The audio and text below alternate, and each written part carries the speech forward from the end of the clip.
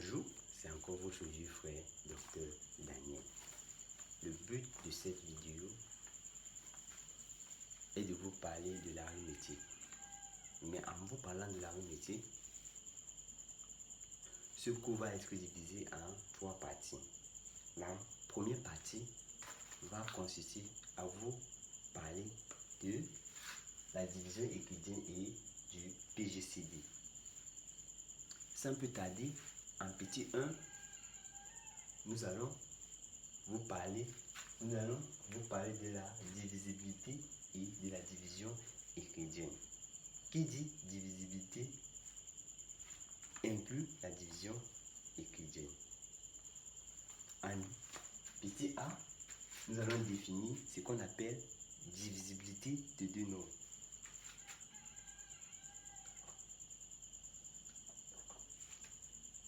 Définition de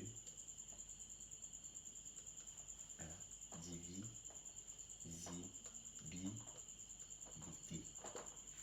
Nous allons prendre deux nombres entiers relatifs A, B appartenant à Z. Z étoile. A est divisible par B. A est divisible par B. C'est seulement si il existe un Q appartenant à Z tel que quoi? Tel que A est égal à B, BQ. Ceci représente la définition de la divisibilité. A est divisible par B, c'est seulement s'il existe un Q appartenant à Z tel que quoi? Tel que A est égal à B, Q. Exemple. On nous demande de montrer que 21 est divisible par 7. Pour montrer que 21 est divisible par 7, il suffit, ici, ce qui existe, c'est ça qu'on va chercher. Parce que c'est Q. Il existe un Q appartenant à Z tel que A est égal à BQ. Donc ça veut dire qu'on va chercher Q, la valeur de Q. Et lorsqu'on va déterminer la valeur de Q, et on va vérifier si Q appartient, comme ceci, ce sont deux nombres entiers naturels positifs. C'est-à-dire que quoi? Il faudrait qu'on détermine Q et on prouve que ce Q-là appartient à N. On va supposons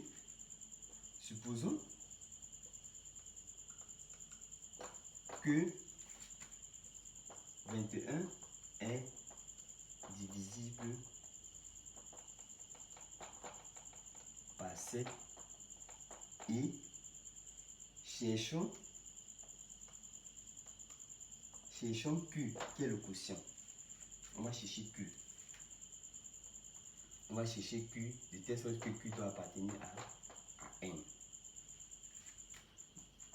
21, d'après la définition, 21 est divisible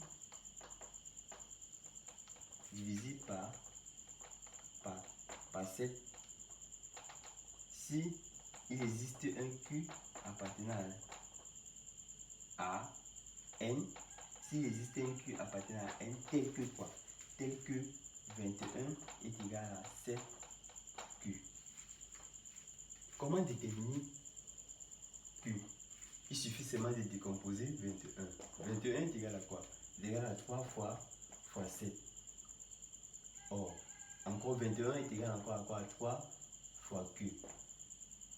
Ceci va impliquer que quoi? Ce qui va impliquer que Q va être égal à 7. Or, 7 appartient à quoi? À N.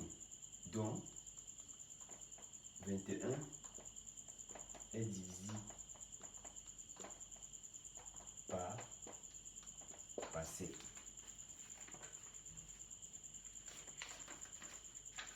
« 21 divisible par 7. Maintenant, nous allons utiliser c'est un propriété, c'est un règle.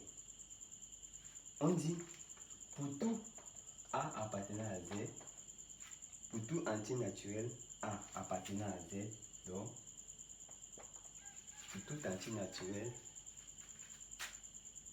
non nul A appartenant à Z, A divise 0 et 1 divisé A. Lorsque on a un nombre non nul, on va constater que quoi, ce nombre non nul là divise 0. Et lorsqu'on a toujours un nombre non nul, ce nombre non nul là est divisé par 1. Ce sont les règles qu'on a appris au primaire. Tout nombre différent de 0 divise 0. Et tout nombre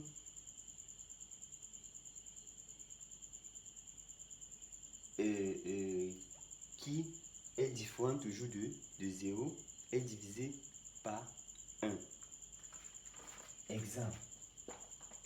On va prendre un exemple. Nous avons 2. 2 est un nombre qui est différent de 0. Ça veut dire que 2 divise 0. Parce que 0 divisé par 2, c'est 0. Ça veut dire que 2 divise 0. 2 est différent de 0. Ça veut dire que 2 est divisé par 1. 1 divise 2, qui donne 2.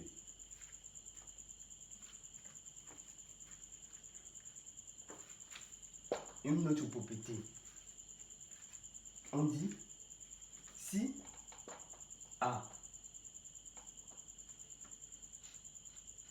A divise 1, alors A est égal à plus ou moins 1. Si A divise 1, alors A est égal à plus ou moins 1. Comment montrer cette propriété? Nous allons supposons que A divise 1 et montrons que A est égal à plus ou moins 1. D'après la définition, A divise 1, d'après la définition, ça veut dire qu'il va exister un Q appartenant à Z, ou bien, oui, un Q appartenant à Z, tel que quoi? Tel que 1 va être égal à Q. 1 va être égal à AQ. Ça veut dire quoi? Si 1 est égal à AQ, en décomposant 1, ça va faire 1 est égal à 1 fois 1, ou 1 est égal à moins 1 fois moins 1, qui est égal à A fois Q. Ceci, on va donner les différentes valeurs de A. Lorsque A prend la valeur 1, Q va prendre la valeur 1. Pour que l'égalité soit vérifiée. Ou lorsque A prend la valeur moins 1, Q va aussi prendre la valeur moins 1. Donc,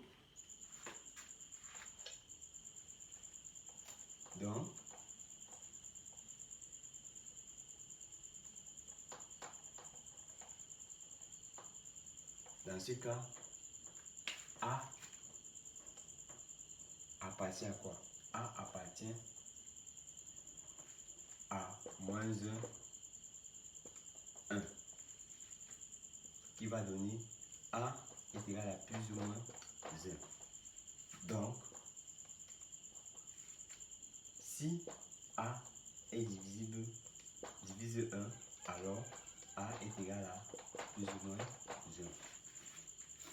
Nous passons à la propriété suivante qui dit, si A divise B et B divise A, alors B est égal à plus ou moins A.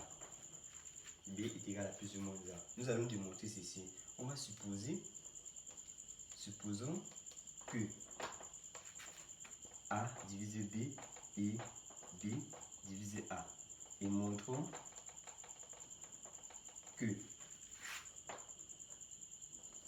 A, B est égal à plus ou moins A. A divisé B et B divisé A implique quoi? Ça implique qu'il va exister un Q appartenant à Z tel que quoi? Tel que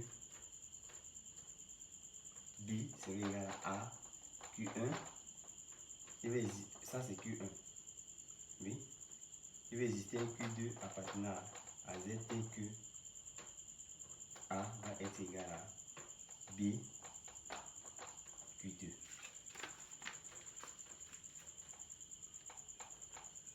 D'après la définition de la divisibilité. Ensuite,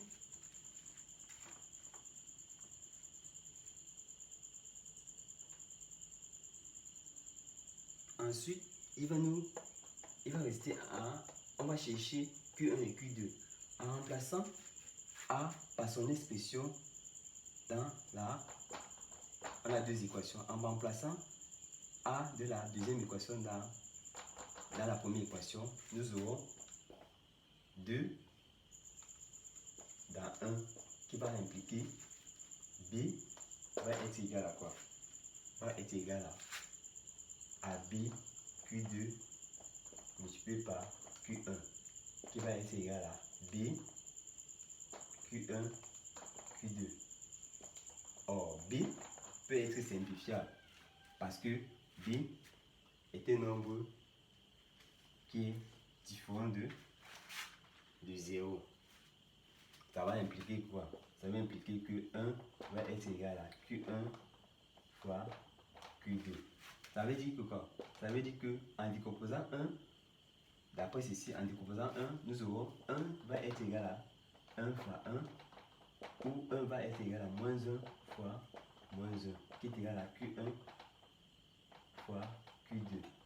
Ceci implique quoi? Lorsque Q1 prend la valeur 1, Q2 va prendre aussi la valeur 1. Ou lorsque Q1 prend la valeur moins 1, Q2 va prendre aussi la valeur moins 1. Ça veut dire Q1 et Q2. Q1 est qui est égal à Q2 qui est égal à plus ou moins 1. En remplaçant Q1 et Q2 par leur valeur, ici, on va voir B va être égal à plus ou moins A. Parce qu'il a remplacé Q1 par plus ou moins 1, ça va faire plus ou moins 1 multiplié par A, ça va faire B serait égal à plus ou moins A. Et ici, A va être égal à plus ou moins B. Ceci implique que A, B est égal à plus ou moins A. Donc, et égalité. B est égal à plus ou moins A. D'où la démonstration.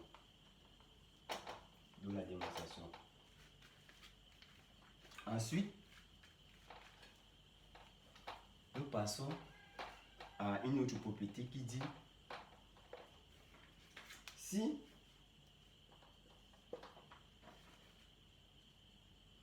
A divise B et B divise C, alors A divise C. On va toujours supposons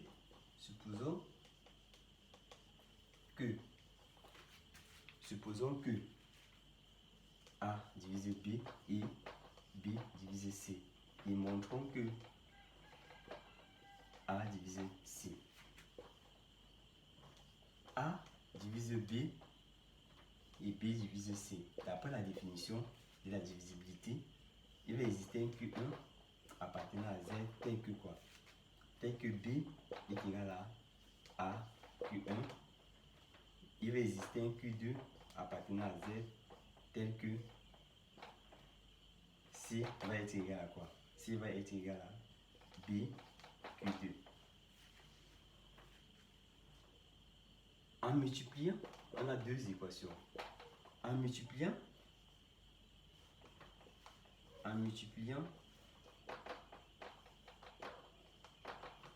la première équation, la première équation par Q2, on a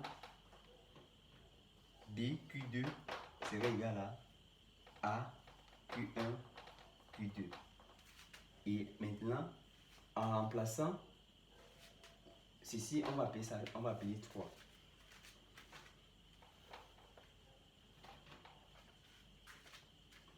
En remplaçant l'équation 2 dans 3, nous aurons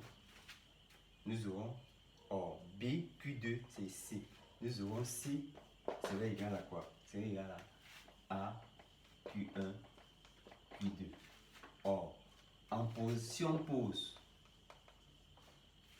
en posant grand Q, petit q est égal à Q1, Q2, ceci appartient à Z.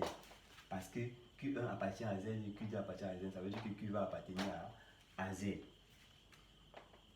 Ceci nous amène à dire quoi? Ça veut dire que C va être égal à Q1. Or, d'après la définition de la divisibilité, parce que Q1 appartient à Z, ceci est la définition de la divisibilité. Ceci va impliquer que A divise C. D'où la démonstration.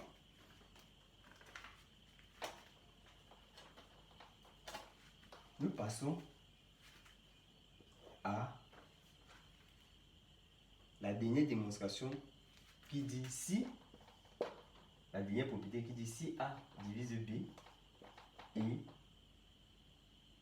A divise C, alors A divise B plus C. Combinaison de B plus C. On va toujours passer par, on va supposer, supposons que A divise B et A divise C et montrons que A divise C. Montrons que A divise B plus C. Autant pour moi. Nous allons toujours utiliser notre définition de divisibilité. Ça implique qu'il existe un Q1 appartenant à Z tel que quoi? Tel que B est égal à Q1. Il existe un Q2 appartenant à Z tel que quoi?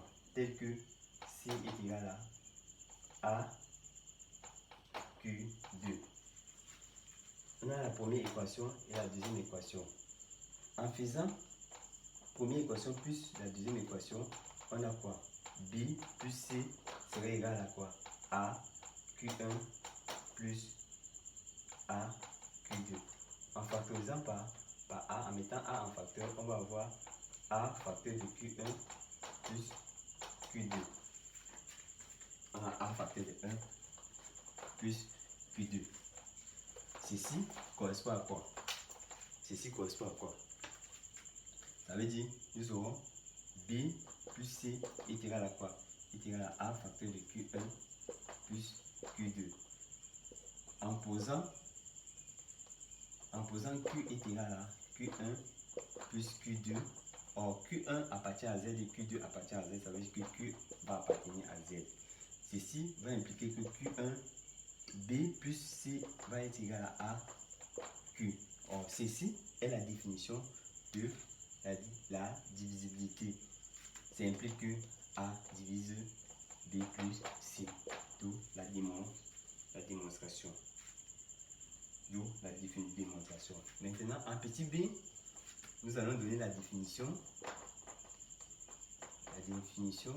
de la division et euclidienne. On va définir soit A appartenant à Z et B appartenant à N étoile. On dit quoi? Ici, on va dire A, parce que la division euclidienne est une conséquence de la divisibilité. La division euclidienne est une conséquence de la divisibilité. On va dire que A ne divise par B. Ou bien B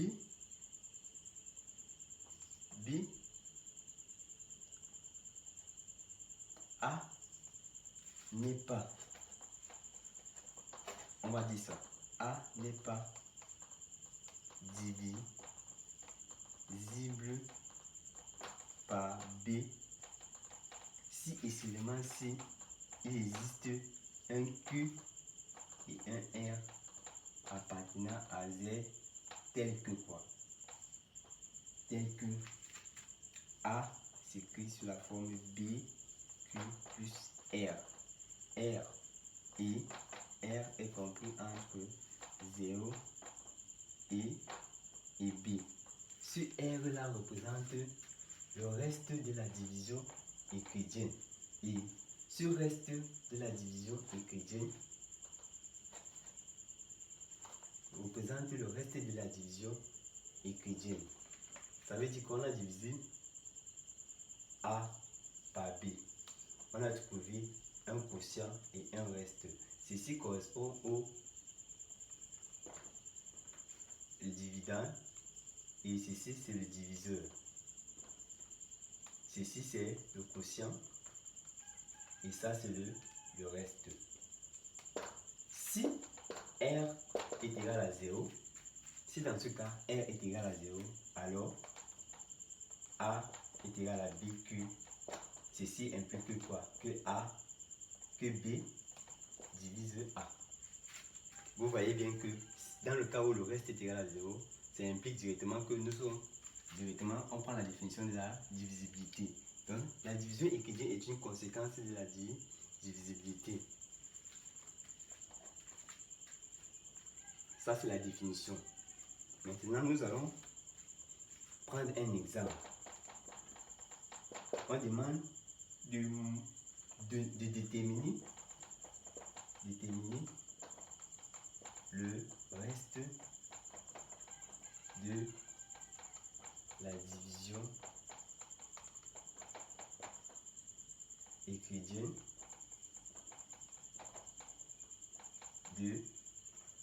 le reste de la division euclidienne de 21 par 6. 21 par 6. Pour déterminer le reste de la division euclidienne, nous allons utiliser la méthode du secondaire. On va utiliser la méthode du secondaire. Multiplié par 3, 18. 21 moins 18, ça fait 3. Bon, voici mon reste, voici mon quotient. Ça veut dire que 21, c'est écrit sous la forme 6, 3, plus 3. Ceci représente le reste qui est différent de 0. Lorsque le reste est différent de 0, on parle du reste. Ça veut dire que A 21 n'est pas divisible par B. Donc, parce qu'on a un reste. Donc, d'où R est égal à 3. R qui est le reste de la division euclidienne de 21 par 6.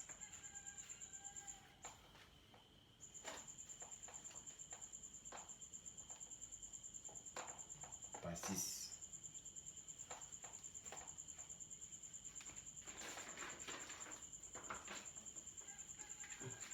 Nous passons maintenant à la définition. Nous passons au PGCD. Petit a, définition. Définition. On appelle PGCD soit, on va prendre soit A, B, deux entiers négatifs. On appelle PGCD de A et B est le plus grand entier, diviseur commun, le plus grand entier diviseur commun de A et B. C'est-à-dire, on va chercher un nombre qui divise à la fois A et B. Ce PGCD de A et B est encore noté AVB. Exemple, on demande de déterminer le PGCD de 21 et 14. Pour déterminer le PGCD de 21 et 14, il suffit d'abord de décomposer 21 et 14. On décompose 21. 21 est égal à 3 fois 7. Et on décompose 14 qui est égal à 2 fois 7. On va chercher l'ensemble des diviseurs de 21. L'ensemble des diviseurs de 21. 21 est différent de 1. On a dit tout nombre différent de 1 est divisible par 1. On a 1. Tout nombre différent de 1 est divisible par 1 et par lui-même. Mais comme on a décomposé 21, 21 c'est écrit sur la formule 3 fois 7. Ça veut dire que 21 est divisible par 3, par 7 et par lui-même. L'ensemble des diviseurs de 14, 14 est un nombre différent de 1. Donc ça veut dire que 14 est divisible par 1. Ensuite, 14 est divisible par 2. Pourquoi? Parce que 14 c'est écrit comme produit de facteurs de deux nombres pour mieux. C'est écrit comme produit de facteurs de 2 et 7. Nous avons 7 et nous avons lui-même 21. Maintenant, en regardant là, on va dire le PGCD. Le PGCD de 21 et 14, c'est égal à quoi? C'est égal à l'intersection des deux ensembles. Or, le premier ensemble, nous avons ceci. Le deuxième ensemble, nous avons ceci. Quel est le nombre qui apparaît deux fois dans les deux ensembles? Nous constatons que le nombre qui apparaît deux fois dans les deux ensembles, c'est 7. Donc, ça veut dire le PGCD de 21 et 7 de 21 et 14 est 7. Ensuite, nous passons aux propriétés. On dit, si on a le PGCD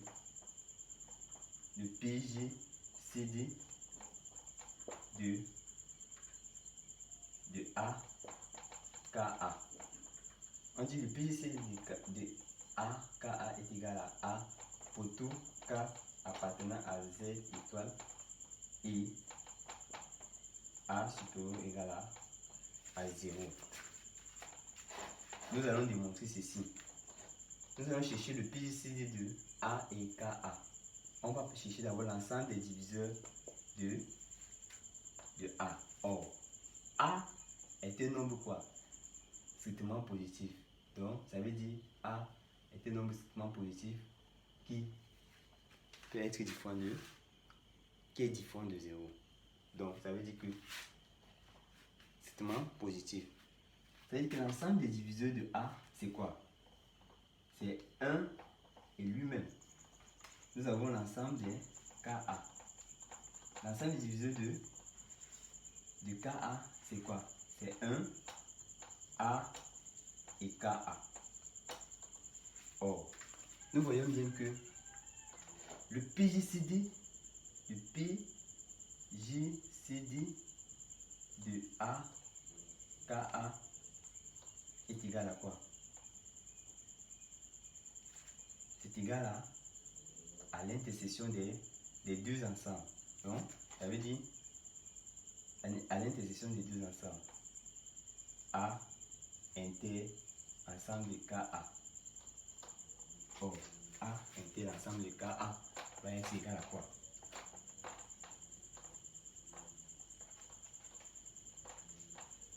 A inter l'ensemble de KA. PGCD. Définition. A inter l'ensemble de KA. C'est égal à quoi? PGCD de A, KA. C'est égal à peux prendre la valeur. On voit qu'on a 1 et A. Donc c'est 1 et A. 1 et A. Ça veut dire quoi? Ça veut dire P, J, C, D de A et KA est égal à 1 ou PJ, CD de A et KA est égal à A. Donc le PJ, CD de A et KA est égal à A. D'où la démonstration. D'où la démonstration.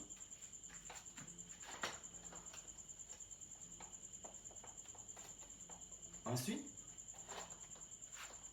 nous passons à la démonstration. Nous passons à une autre propriété qui dit lorsqu'on définit deux nombres entiers naturels non nuls et que A est sous la forme P, Q plus R avec Q appartenant à N,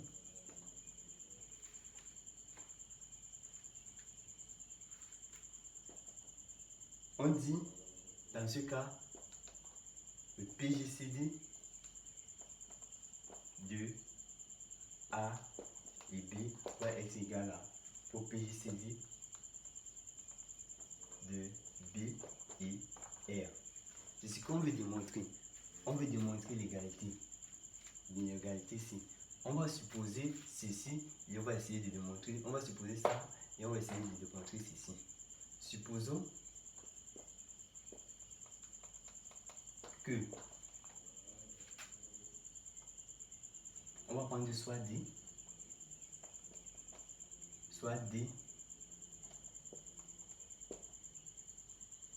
le PJCD de A et B. Le PJCD de A et B. Ça veut dire quoi? Ça veut dire que D est le diviseur commun de A et D. Ça implique que D divise A et D divise B. Si D divise A et D divise B, d'après la définition de la divisibilité, ça veut dire que quoi? Ça va impliquer quoi? Il va exister un Q1 appartenant à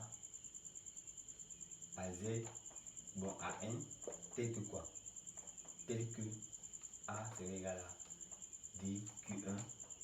Il va exister un Q2 appartenant à N, tel que quoi?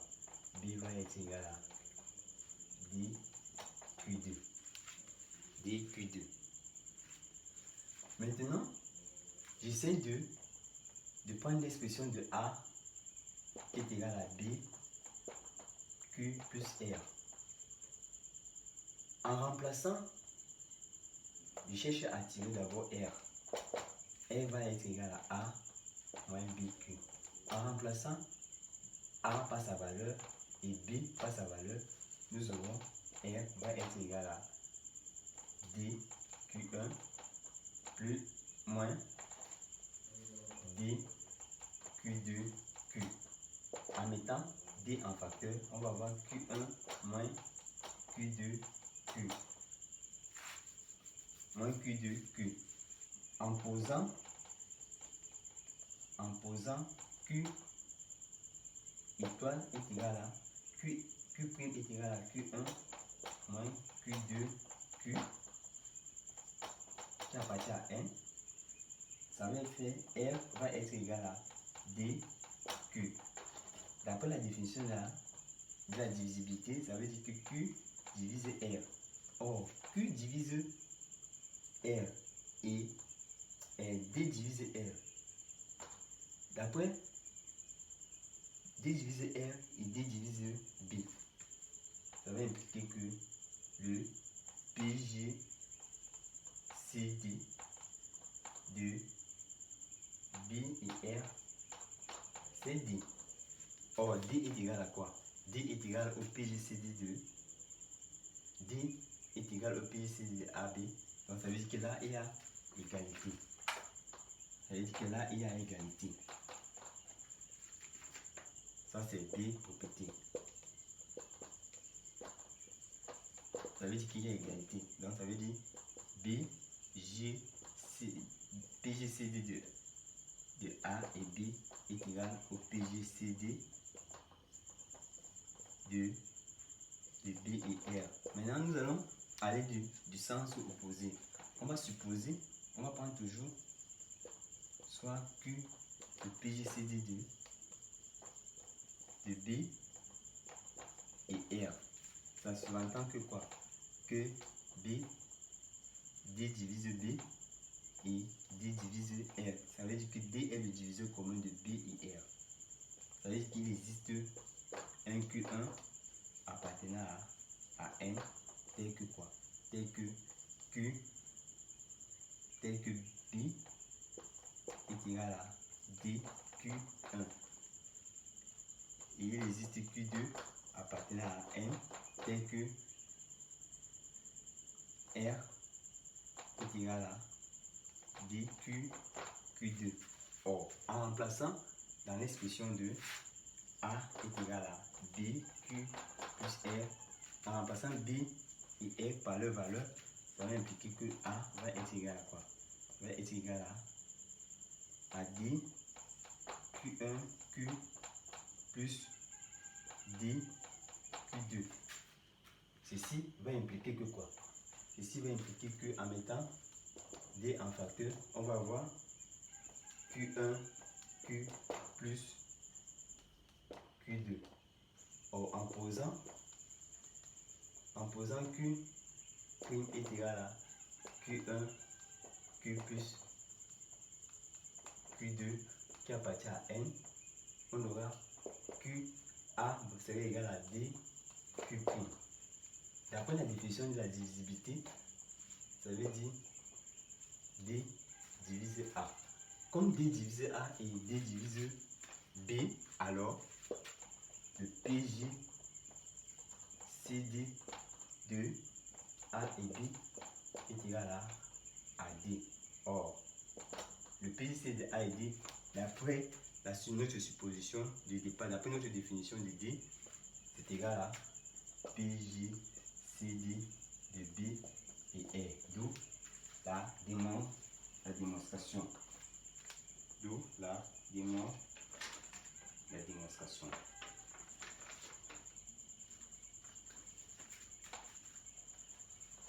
D'où la démonstration. Maintenant, je vais vous parler de ce qu'on appelle l'algorithme de Clear. Je vais vous parler de l'algorithme de Clear.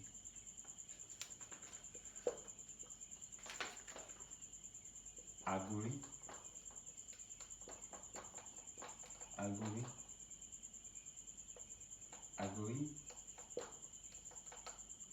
de Clear. L'algorithme de Clear nous permet de calculer facilement le PGCD de deux nombres. L'algorithme de Clear permet de calculer facilement le PGCD de deux nombres. C'est-à-dire, c'est faire une division successive de ces deux nombres et le PGCD va correspondre au dernier reste non nul. On va prendre un exemple. On demande de calculer le PGCD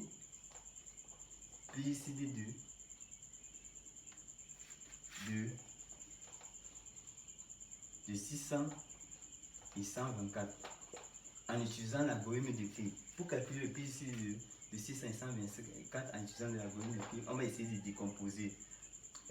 On va faire une division successive.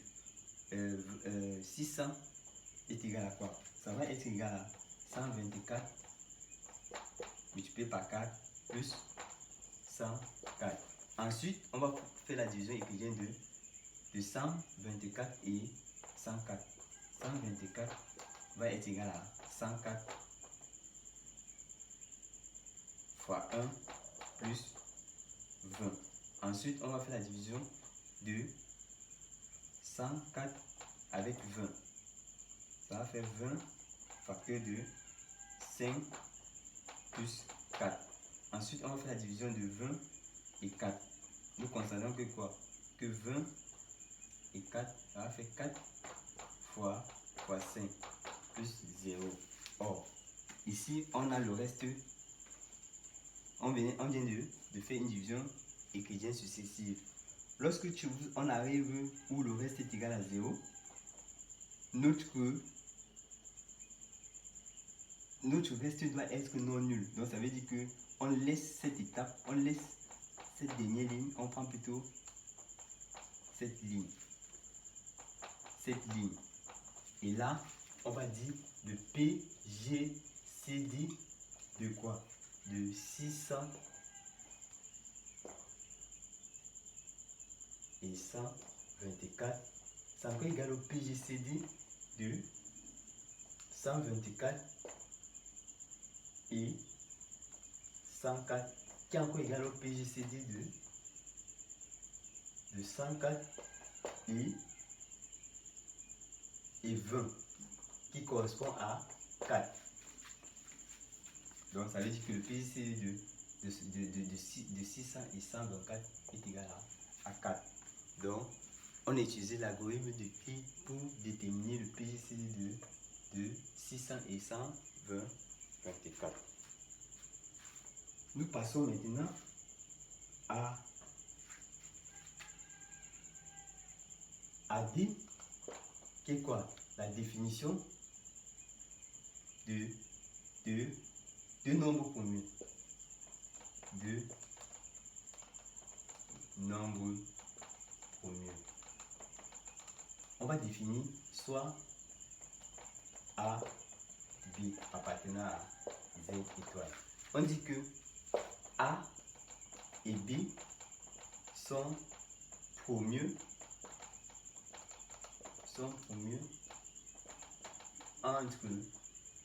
entre eux si et seulement si le PGCD est égal à 1. Ça c'est la définition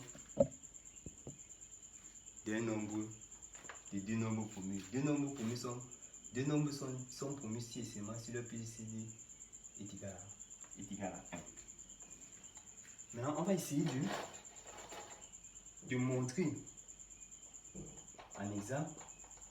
On demande de montrer que A et A plus 1 sont promus entre eux. Pour montrer que A et A plus 1 sont promus entre eux, nous allons essayer de définir, on va définir D qui est égal au PGCD de A et A plus 1. Et il faudrait qu'on puisse montrer que quoi? On puisse montrer que D est égal à 1. Comment montrer ça? Comment montrer? Si D est le PGCD de A et A plus 1, ça veut dire que D divise A et D divise A plus 1. Donc D est le diviseur commun de A et A plus 1. Ça implique quoi? Il va exister un Q1 appartenant à Z tel que quoi? Tel que A est égal à DQ1. Et il va exister un Q2 appartenant à Z tel que quoi? A plus 1 va être égal à Q2. L'essentiel c'est quoi? On veut déterminer D. Comment déterminer D? Je vais remplacer, on a deux équations. Je vais remplacer la première équation dans la deuxième équation. 1 dans 2. En faisant 1 dans 2, on obtient DQ1 plus 1 est égal à DQ2. Or, ceci va impliquer quoi? Ceci va clarifier, ça va faire 1 est égal à DQ2 moins DQ1. Ceci va donner 1 est égal à, en mettant D en facteur, ça va faire Q2 moins Q1. En posant Q est égal à Q2 moins Q1 qui appartient à Z, ça va faire 1 est égal à Q dQ. Ceci implique quoi? En décomposant 1, ça va faire 1 est égal à 1 fois 1, ou 1 est égal à quoi? Moins 1 fois moins 1 qui est égal à D fois Q. Ça veut dire que quoi? Ça veut dire que lorsque, pour qu'il puisse avoir égalité, pour qu'il y ait égalité, il faudrait que quoi? Il faudrait que Q soit égal à 1. Lorsque D est égal à 1, Q prend la valeur 1. Ou lorsque D prend la valeur moins 1, Q prend la valeur moins 1. Ça veut dire que Q prend la valeur moins 1 et 1. En d'autres termes, Q prend la valeur moins 1 et 1. Comme A et B sont des entiers naturels, comme A et A1 appartient à n étoiles, sont des entiers naturels positifs. Ça veut dire que quoi? Ça veut dire que D va être plutôt égal à 1. Donc, le PJCD de A et A plus 1 est égal à 1. Donc, ces deux nombres-là sont premiers. On va toujours démontrer ça en utilisant l'algorithme d'Euclide. On va utiliser l'algorithme d'Euclide. A plus 1 va être égal à quoi? Ça va faire A facteur de 1 plus 1. A facteur de 1 plus 1. On va considérer que quoi? On va considérer que le PJCD, d'après l'algorithme d'Euclide, de A et A plus 1 va être égal à quoi? Va être égal au PJCD de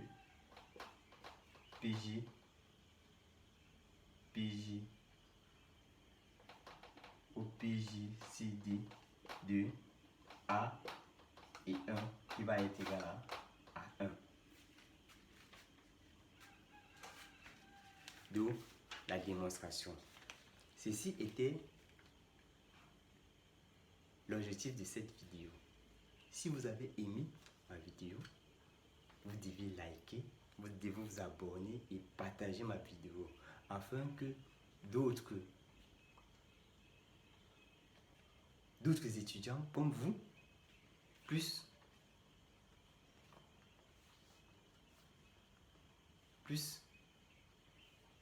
profiter de ces explications.